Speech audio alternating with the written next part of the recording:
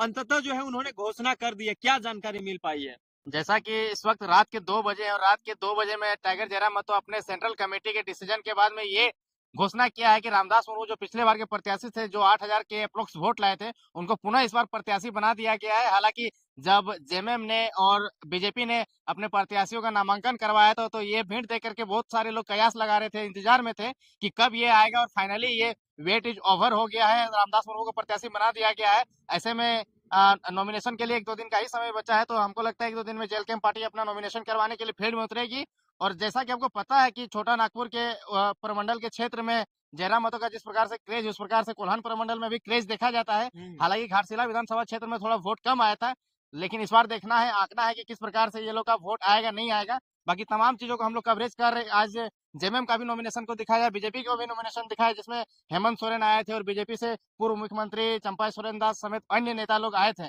तो कल का अभी रामदास मुर्मू का नॉमिनेशन मतलब नाम घोषणा होने के बाद में क्या कुछ जेल कैंप की तरह से तूफान मचता है या फिर साइलेंट रहते हैं ये लोग, नॉर्मल वोट लड़ते हैं, उस पर देखने की बात है। जी, आपसे फिर हम जुड़ेंगे।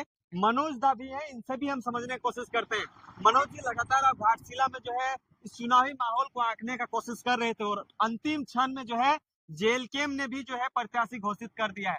क्या रणनीति बन पा रहा है? क्या लगता है कि वाकई में बीजेपी जेएमएम के लिए जेल कैम जो है सिरदर्द बनने का काम कर रहा है क्या? बिल्कुल सिरदर्द बनने का पूरा चांस है, क्योंकि यहाँ पे त्रिकनिया मुकाबला होने का चांस लग रहा है। अच्छा। क्योंकि यहाँ कुर्मी का भी यहाँ पे 20-25 हजार यहाँ पे वोटर, तो यहाँ पे बीजेपी को नुकसान होने की चांस है और जेएमएम को भी नुकसान होने का बहुत चांस लग रहा है।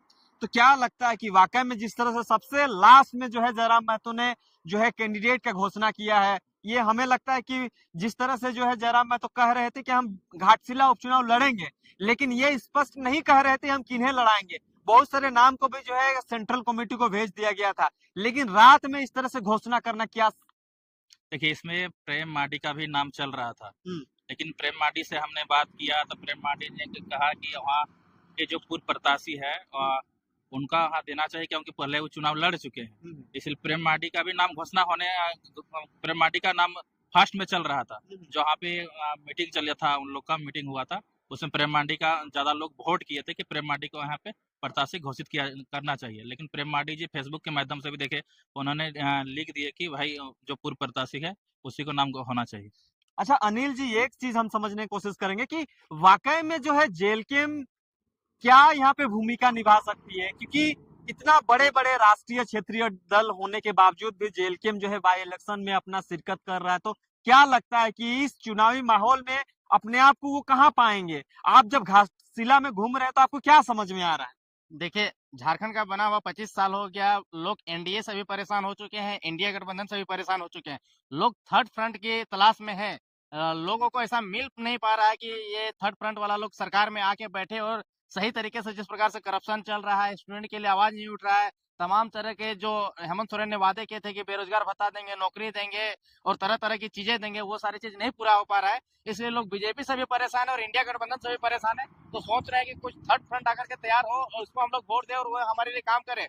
जयराम मतलब बिल्कुल एक आस है, लेकिन पता नहीं वो कितना घाटशिला चुनाव में अपना परफॉर्मेंस दिखा पाएंगे या नहीं दिखा पाएंगे, वो तो चुनाव लड़ेंगे तब पता चलेगा। जी मनोज जी, एक और एक सवाल रहे, नवीन दा वसील लेने की कोशिश करते हैं कि अच्छा अनिल जब से हम जानने की कोशिश करें। अच्छा, जिस तरह से पहले जब चुनाव हुआ था 2024 में विधानसभा चुनाव, तो घाटशिला से भी प्रत्याशी उतारा गया था जिनको जो है अभी बाई इलेक्शन के लिए चुना गया है।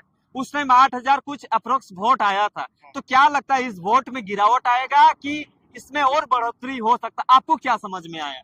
देखिए, जेल कैंप पार्टी की अगर बात करें इंडिविजुअली तो उस पार्टी का ग्राफ बढ़ सकता है, क्योंकि जयराम महतो जिस प्रकार से घाटशिला के मुद्दा को उठाए हैं, यूरेनियम से किस प्रकार से लोगों को परेशानी होती है और तमाम आदिवासियों से लेकर के मूलवासियों से लेकर के तमाम फॉरवर्ड क्लास तक के मुद्दा को उठाया है, तो उसका ग्राफ अगर यहाँ था तो यहाँ बढ़ करके चढ़ करके आ गया है। और बीजेपी और जेएमएम में जो वोट का जो डिफरेंस था, हार और जीत में जो डिफरेंस था, वो 22,000 था, लेकिन वो डिफरेंस जो है इस बार कम होने का चांस है। और बहुत सारे राजनीतिक विशेषज्ञ लोग ये कहना है कि इस बार जो है मुकाबला त्रिकोणीय होगा और इस बार जो है कि 50,000, 60,000, 70,000 तक में वोट डिक्लेरेशन हो जाएगा कि कौन जीतेगा। इस वक्त अनिल जी, जिस प्रकार से नवीन जी ने बताया कि हम लोग का तैयारी बिल्कुल एकदम जोरदार तरीके से है और इनका साफ तौर पे कहना है कि सेंट्रल कमेटी के जितने भी लोग हैं तमाम लोगों को जो है कि घाटशिला में उतार दिया जाएगा और जो जिस भाषा में कंफर्टेबल है, मान लीजिए एसटी की आबादी यहाँ पे है क्योंकि एसटी रिजर्व क्षेत्र है ये, तो एसटी उनके जेल कैंप पार्टी में जो लोग हैं वो एसटी लोग जाकर के लोगों से कम्युनिकेट करेंगे,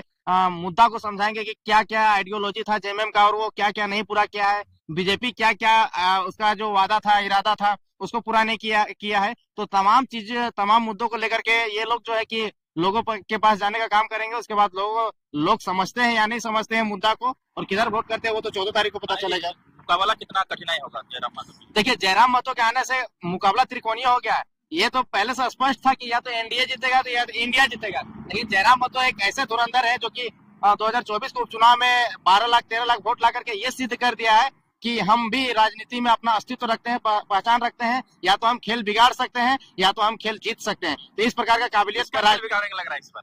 एनडीए या इंडिया का बिगाड़ेंगे, दो ही तो ऑप्शन है, दोनों में से किसी एक का बिगाड़ेंगे।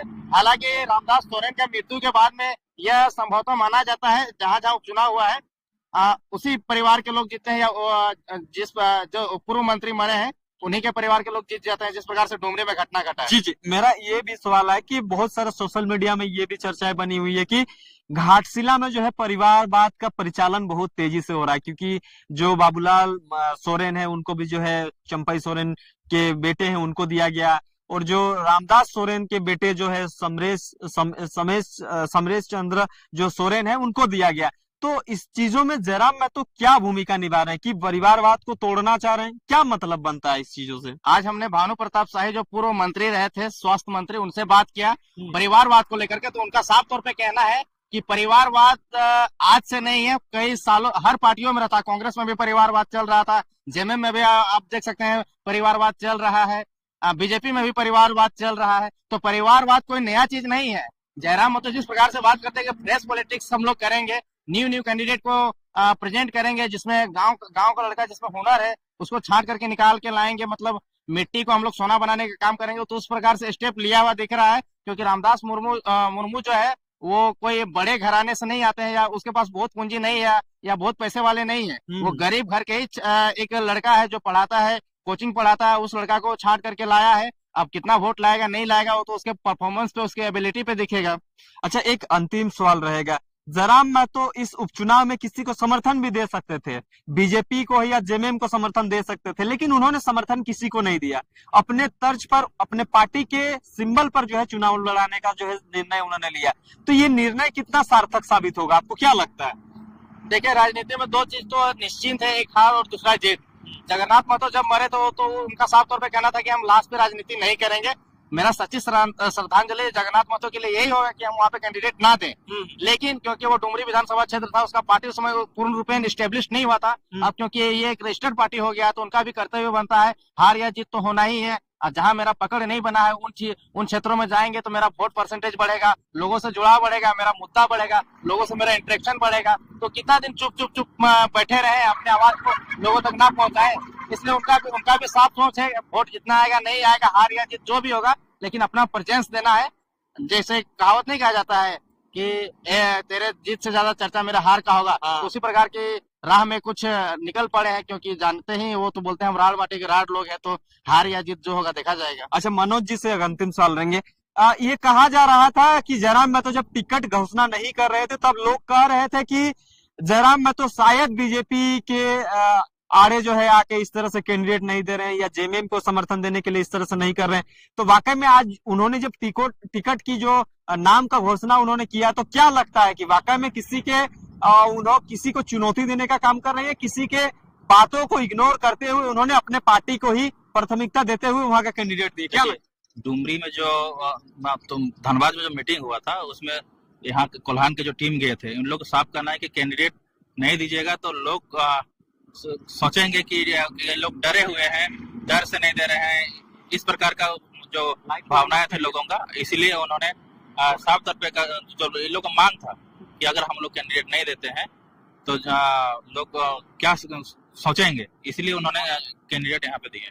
जी, तो ये बड़ी खबर थी, आपको हमने बताया। और अभी हम लोग फिलहाल जो है घाटशिला विधानसभा के अंतर्गत ही है, और लगातार घाटशिला के अंतर जो भी चीजें एक्टिविटी हो रही है, त्रिकोणीय मुकाबला होगा या नहीं होगा, ये देखना बेहद जरूरी है। और आपको हम सुबह से लगातार जो है अपडेट देने का काम करेंगे, समझाने का काम करेंगे, दिखाने का काम करेंगे।